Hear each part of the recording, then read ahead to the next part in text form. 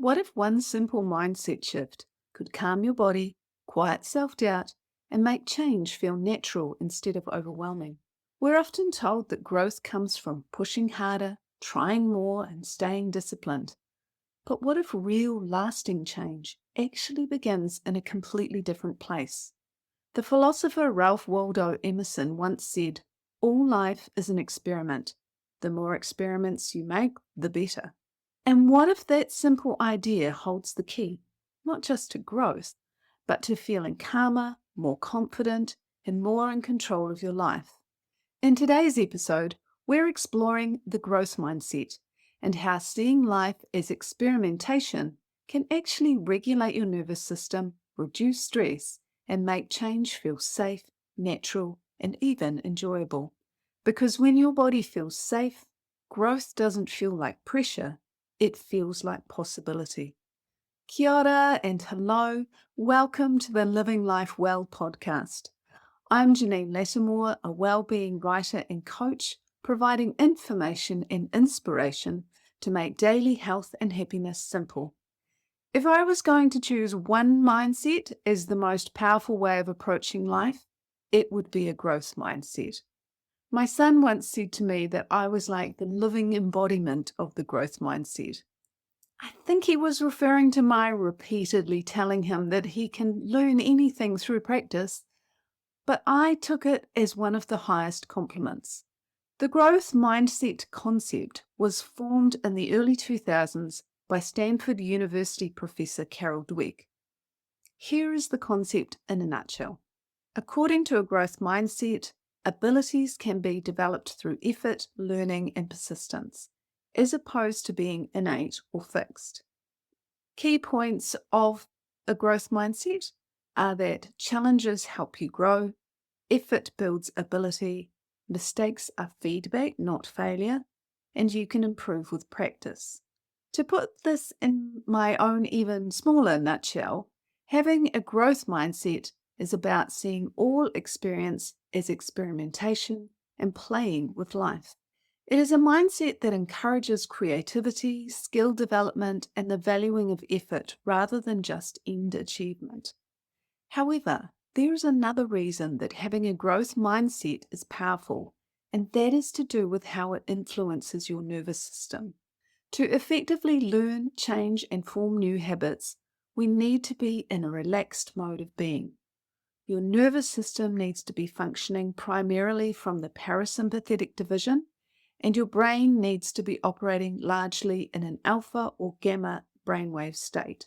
Having a growth mindset helps to regulate your nervous system and facilitate this calm learning state in three main ways: by reducing threat, by providing a clear next step, and by promoting curiosity. A growth mindset reduces threat and fosters safety. When you label outcomes as success or failure, then your brain, especially the parts that are connected with ensuring your safety, can connect this with judgment or a risk to your identity or social belonging, and therefore interpret failure or success as a threat. Please note that while we often consciously fear failure the most, our body can also interpret success as a threat if it involves significant change to your social or physical environment. The part of your brain that acts as its emotional and stress processing center is called the limbic system. When your limbic system perceives a threat, then it initiates a fight or flight response via stress hormones like cortisol.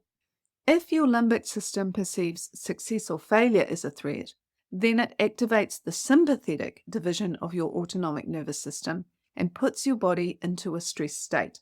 When your body is in an ongoing or highly intense stress state, then it becomes difficult for you to learn.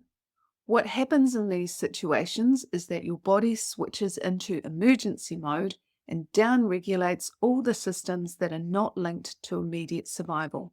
This includes the parts of your brain which enable you to be creative, to long-term plan, and to learn new things. It limits memory activity and tunnels your focus into scanning for threats. In this state, your capacity to set and achieve goals or move forward into positive change and growth is very limited. This is why people who are experiencing a lot of fear or anxiety are often very resistant to change, either good or bad. Why experimentation feels safe to the body. If you want to be happy and successful, then you need to be in a baseline parasympathetic nervous system state most of the time and be able to move easily in and out of activation into stress. Because short bursts of stress can heighten concentration and physical ability in the short term, and that can be helpful. Having a growth mindset can help to regulate your nervous system in this way, because when you reframe experience as experimentation and success and failure as learning data, then the message that you send to your nervous system is, I am safe to try, safe to learn, and safe to continue. Although we can subconsciously fear success, fear of failure is the threat most people are aware of. Reframing your thinking and choosing to believe that failure is simply one learning outcome of a life experiment and an opportunity for new ideas and growth results in making mistakes and getting things wrong being less of a threat. When nothing is labeled as failure, your nervous system doesn't brace for danger, there is less cortisol and stress activation in your body, and you stay in a more regulated, responsive state. Safety comes from having a clear path. Your nervous system doesn't need you to succeed. It needs you to feel safe enough to take the next step. Another thing that signals threat to your nervous system is the unknown. The nervous system likes certainty. Certainty is familiar, and what is familiar feels safe because you know how to navigate it. When you see failure as an end, then it can create anxiety and fear about what comes next.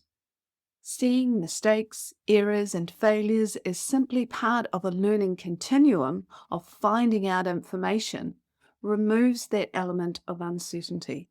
Whether something succeeds or fails, you will receive information from the experience that will inform and guide your next step.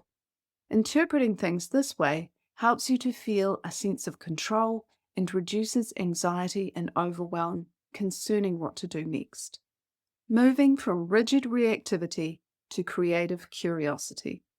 A growth mindset shifts the brain from emotional reactivity into cognitive curiosity. When you are operating from your limbic brain in a stress state, your thinking is very rigid. It is also possible to have a fixed mindset, which is the opposite of a growth mindset. A fixed mindset believes that intelligence and ability are innate and cannot be changed.